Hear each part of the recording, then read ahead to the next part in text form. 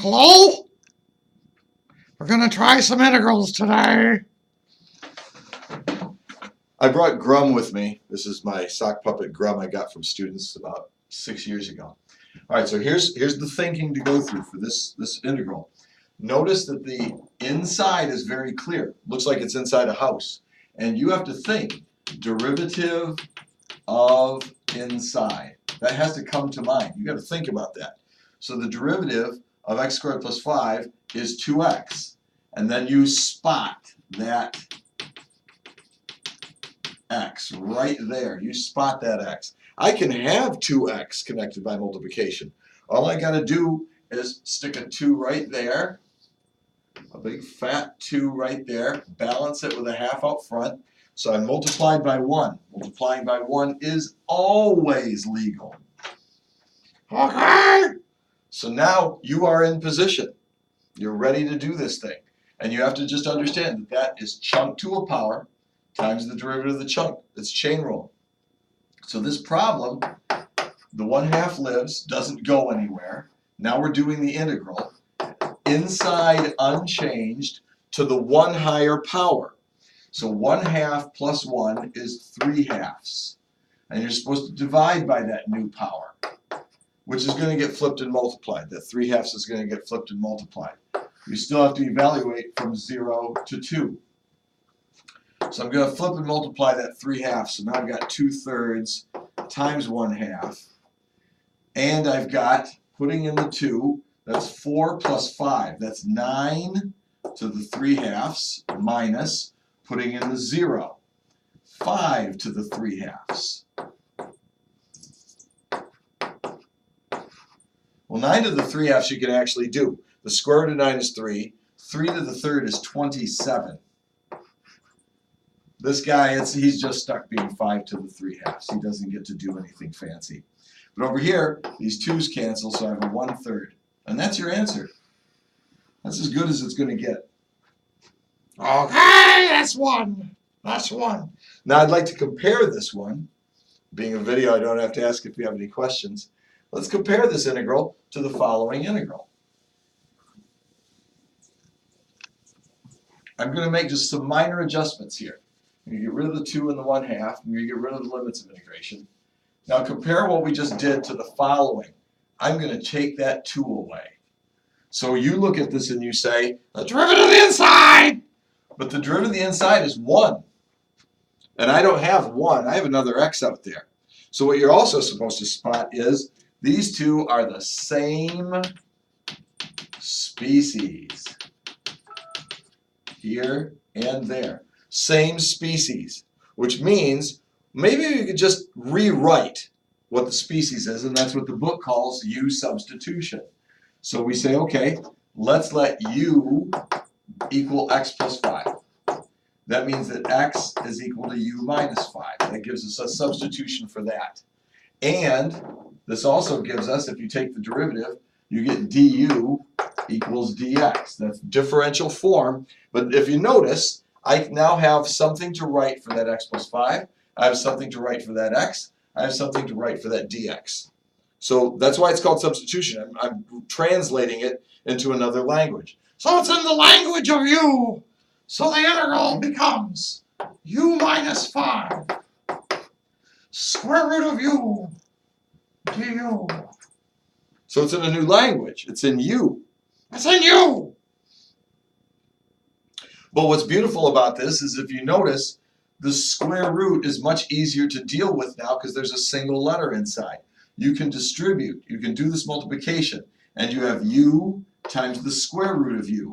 That's u times u to the 1/2, which is u to the 3/2. I have u to the 3/2. Didn't integrate yet. All I did was multiply. U to the 3/2. Then I have minus 5 times square root of u. I'll write it this way, minus 5 u to the 1/2. And I still have to do the integral. So the du is still on the end because I have to do the integral. Okay? All right, so we're done now. I mean, all you got to do is add 1 to the power and divide by the new power. So I've got u to the 3/2. 3/2 plus 1 is 5/2. Honest to God, you change that 1 into a 2 over 2. So I'm going to have u to the 5 halves divided by 5 halves. You already know what's going to happen. That's 2/5 minus, now it's 5u to the 1 half. The 5 lives, but I left a space because there's going to be another fraction. So I'm going to have u to the 3 halves divided by 3 halves. That's times 2/3 plus c. However, U is not X. so you got to rewrite all the stuff in terms of x. So I've got 2/5 quantity x plus 5 for every letter u. Everything else stays the same. I'm just substituting back into x language. Minus, and this is 10/3. And then every u becomes x plus 5. And that's the correct answer. If you take the derivative of that answer, You'll get that integrand. It'll take a few minutes, but it's doable. it's doable. All right, let's do another one.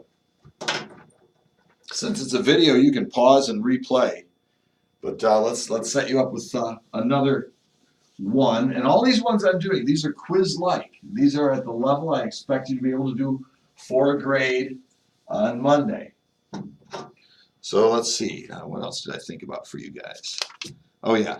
Now look at this one. Suppose I have sine to the 7th power, but it's times a cosine. Everybody in the room should be able to nail this one because that 7 is telling you what to do. The 7 tells you what to do. Because that means that I have sine x to the 7th power. The derivative of sine x is cosine x. So I have chunk to a power times the derivative of the chunk. I have chain rule. This thing is equal to, the antiderivative is sine to the 8th over 8 plus c. That's it then. That's it. You're done. You're done. You're done. Now, just to show you that we're right, if I were to take the derivative with respect to x of this mess, of this answer,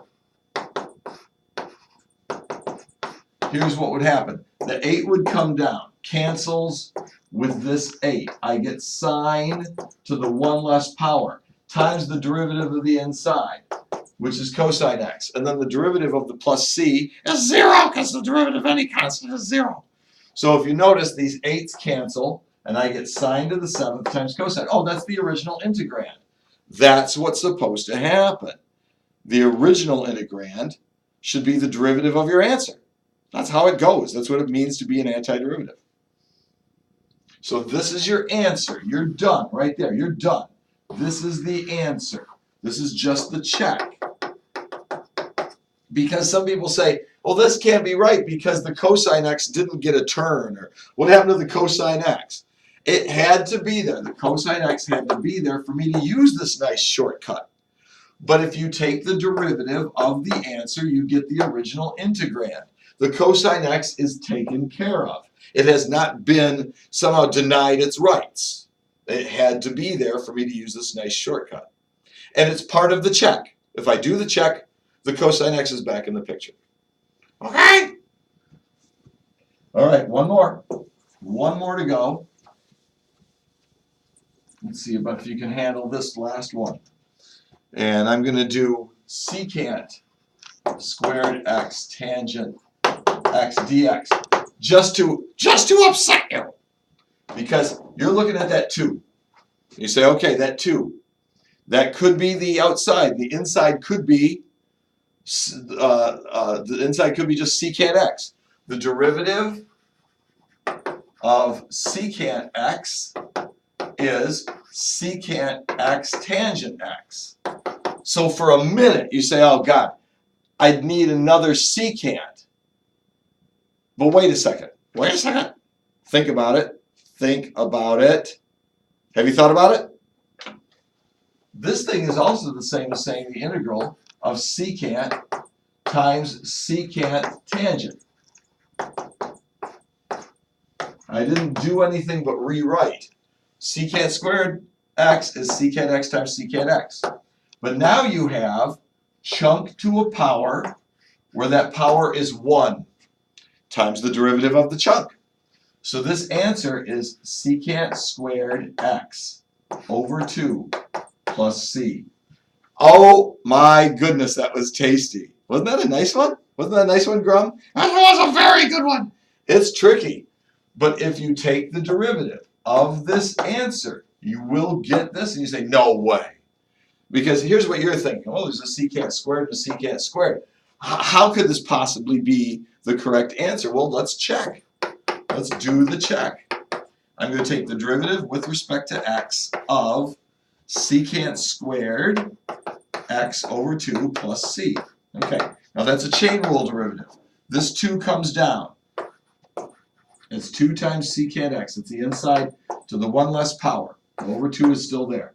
Times the derivative of the inside. Well, the inside is secant x. The derivative of secant is secant x tangent x. And the derivative of c is 0. So look, the 2's cancel. You got secant times tangent. That's the original integrand. We did do it right. All right, that's what your Monday quiz is going to be. It's going to be 5 of those kind of animals. You'll have definite integral. You'll have indefinite integral. You'll have one where the U substitution is required, and you can spot it a mile away. But you'll have some other ones that it's just chain rule, and you should be okay. So I'll see you guys on Monday. Gotta shut it down.